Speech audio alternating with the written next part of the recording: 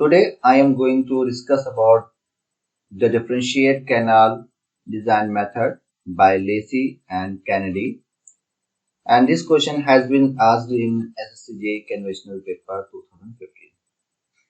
So first of all, we have to discuss about the Kennedy's theory. So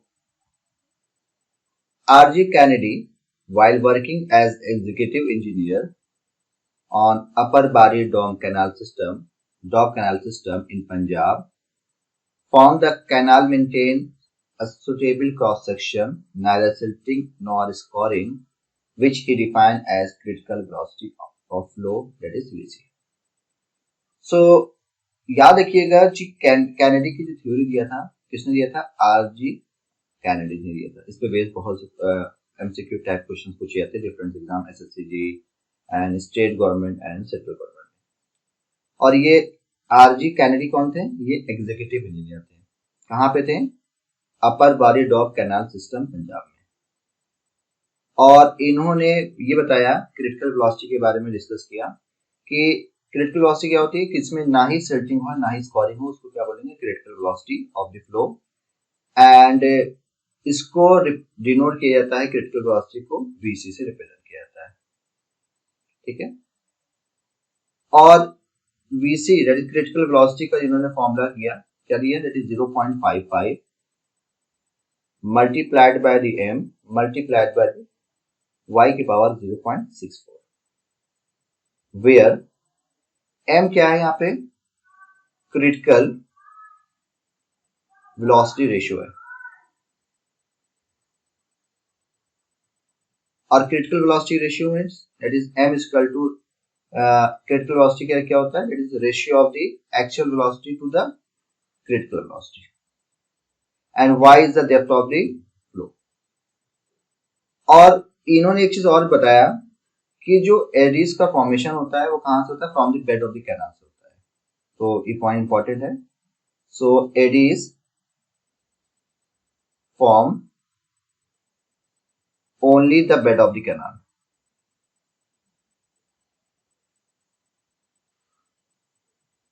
जो कि बाद में गलत साबित हुआ. ठीक है. अब हम लोग बात करें कुछ केसेस के बारे में डिस्कस कर लेते हैं. For example case 1. Suppose critical velocity ratio की वैल्यू 1 है. It means v upon vc is equal to 1, और we can say that is v is equal to vc. अगर एक्चुअल वेलोसिटी और क्रिटिकल वेलोसिटी दोनों equal हैं, इसका मतलब canal में ना ही सिल्टिंग हो रही है ना ही स्कोरिंग होती है. तो लिख सकते हैं neither silting nor scoring. Case 2 discuss करते हैं.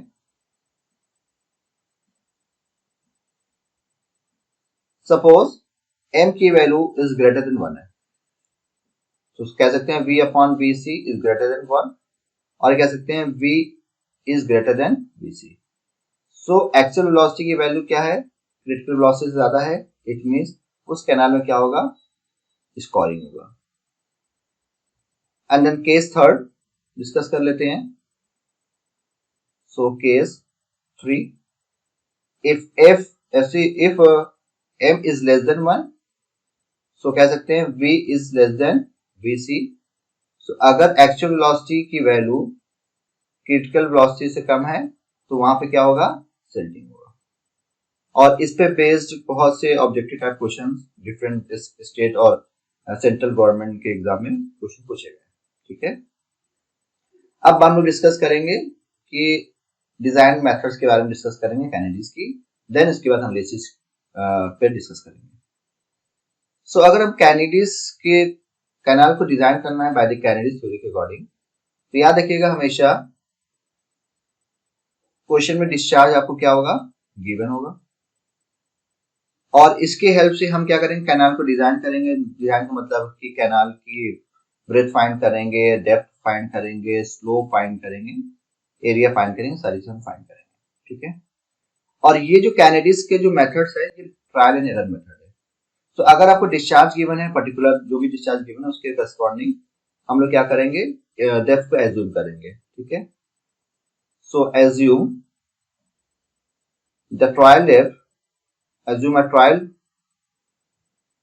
Depth of y। हमने क्या मान लिया, उसकी डेप्थ क्या है, y, ठीक है। So critical velocity step number 1, that is vc equal to क्या होगा, that is 0.5 multiplied by m multiplied by y की पावर 0.64। देखिए जो हम डिजाइन करेंगे कैनाल को, सो ऐसा हम कैनाल डिजाइन करेंगे कि इसमें ना ही सिल्टिंग हो ना ही स्कॉरिंग हो। It means v is equal to vco। जो भी आप कैनाल को डिजाइन करेंगे, जो भी इसका क्रॉस सेक्शन बताएंगे, डेप्थ बताएंगे, विड्थ बताएंगे, और उसमें वेलोसिटी फाइंड करेंगे, एक्चुअल और क्रिटिकल, और दोनों क्या होना चाहिए, इक्वल होना चाहिए। अगर नहीं होगा तो हमको डिक्लेयर करना पड़ेगा। सो हमने पहले अभी क्या किया है, हमने क्या किया है, डेप्थ को एज्यूम किया है। उसके बाद हमने क्या किया है, फर्स्ट स्टेप क्या किया है कि vco को फाइंड किया है। अगर आपको डिस्चार्ज गिवन है क्वेश्चन में और क्रिटिकल वेलोसिटी गिवन है, तो सेकंड स्टेप क्या होगा, हम एरिया फाइंड कर लेंगे। एरिया कैसे फाइंड करेंगे, that is Q upon VC। आपको एरिया मिल गया, ठीक है। और इसमें हम क्या करते हैं कि कैनेडिस ने क्या बोला कि जो सेक्शन हम लेंगे, तो सेक्शन कैसे लेंगे, ट्रेपेजोइडल शेप करेंगे, ठीक है। तो हम सपोज ट्रेपेजोइडल शेप का हमने क्या किया, ट्रेपेजोइडल बना दिया सेक्शन, ठीक है। And width of the section हमने मान लिया दैट इज कैपिटल B है, और डेप्थ तो ऑलरेडी हम मान चुके हैं कितनी है हमारी, y है। और साइड स्लोप कितनी एज्यूम किया जाता है, 1:1/2 रेशियो। सो एज्यूम कर रहे हैं हम, that is side slope of the channel क्या है आपकी, 1/2, ठीक। सो ये भी आपकी वैल्यू कितनी हो जाएगी, दैट इज b, ठीक। सो एरिया अगर फाइंड करना हो तो क्या होगा, it is b plus b plus y/2 plus y/2 4 upon 2 multiplied by the y, or we can say that is by plus y square by 2। आपको area मिल गया। अब देखिए आपने क्या किया है, आपने डेप्थ एज्यूम कर लिया है, ठीक है, और एरिया आपने यहाँ पे कैलकुलेट कर लिया है। तो एरिया की वैल्यू पता है, y की वैल्यू पता है, तो यहां से आपको क्या मिल जाएगा, b मिल जाएगा आपको, ठीक है। अब स्टेप नंबर 3 की बात करते हैं, पेरीमीटर फाइंड करना है। So perimeter that is p, तो क्या होगा, that is b plus √5 multiplied by y। सो यहाँ पे आपको y की वैल्यू पता है, b की वैल्यू पता है, तो आपको पेरीमीटर मिल जाएगा, ठीक है। Step number 4 hydraulic radius find करेंगे। तो हाइड्रोलिक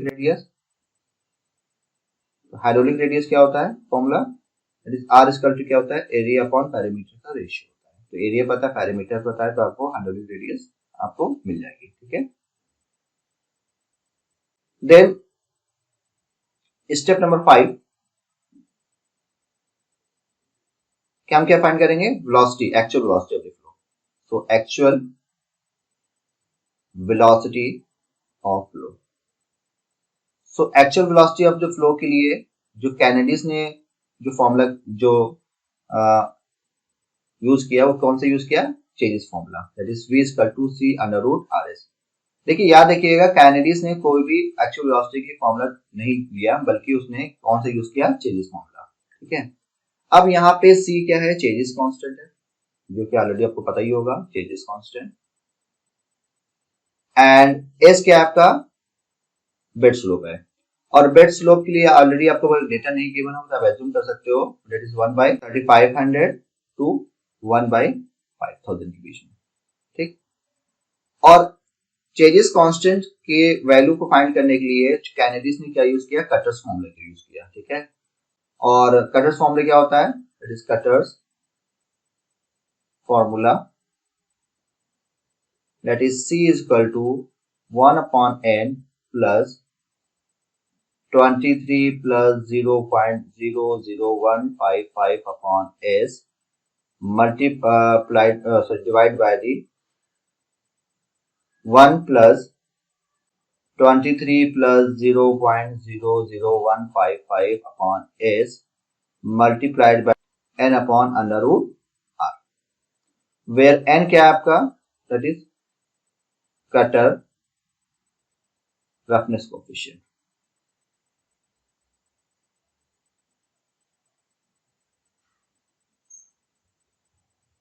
ठीक,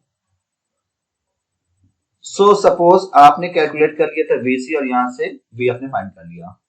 सो अगर V और V की वैल्यू VC के इक्वल आती है, इट मीन्स तब आपका डिजाइन क्या होगा, ओके होगा. अगर V की value V is not equal to VC, अगर V की वैल्यू VC के इक्वल नहीं आ रही है तो इसका मतलब उसमें सिल्टिंग कुछ भी हो सकता है, तो सेक्शन को रीडिजाइन आपको क्या करना पड़ेगा. इसीलिए ये मेथड क्या है, ट्रायल एंड एरर मेथड है.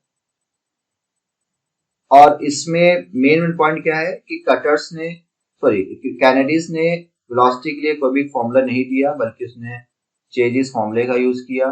ठीक है, सी तो स्लोप को फाइंड और सी को फाइंड करने के लिए उसने क्या यूज किया, कटर्स का फॉर्मूला यूज किया. और slope of the bed slope को फाइंड करने के लिए कोई भी आपको फॉर्मूला नहीं दिया. ठीक है, इसकी बहुत से, और इन्होंने क्या बताया कि एडीज का जो फॉर्मेशन होता है from the bed of the canal से होता है, जो कि रॉन्ग था. और उसके बाद फिर क्या किया, लेसिस ने अपनी खुद की थ्योरी दी. ठीक है, तो हम लोग डिस्कस करेंगे लेसिस की थ्योरी.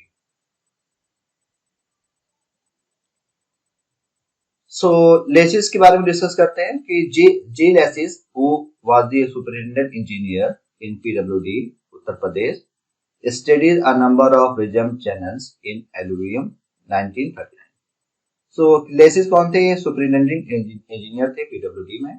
ठीक है, और इन्होंने क्या बताया कि जो एडीज का फॉर्मेशन होता है वो क्या होता है, होल पैरामीटर से होता है, याद रखिएगा. So eddies forms from the whole parameter of the canal.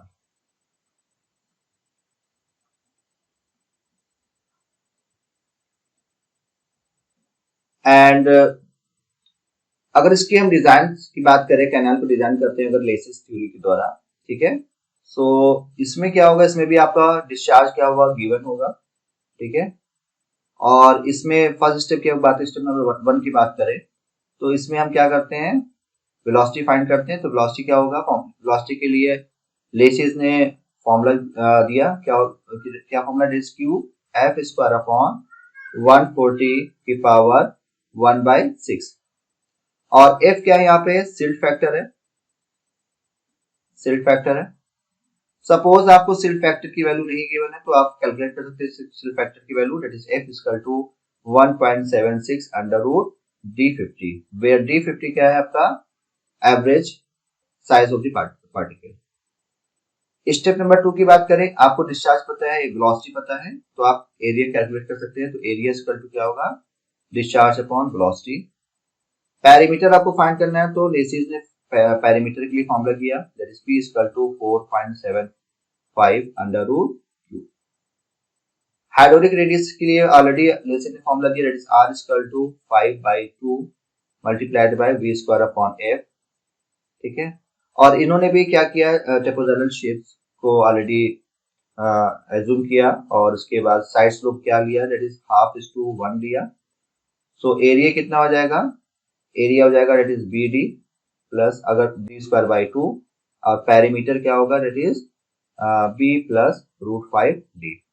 यहाँ पे हमने कैनाल की जो विड्थ होगी हमने B मान लिया, और डेप्थ कितनी मान लिया, D मान लिया. ठीक है, तो यहाँ पे आप जब सॉल्व करेंगे तो आपको एरिया पता होगा, पैरीमीटर पता होगा, और यहाँ पे दो अननोन है B और D, तो दो इक्वेशन है, दो अननोन है, सॉल्व करेंगे तो यहाँ से आपको B की वैल्यू और D की वैल्यू आपको मिल जाएगी.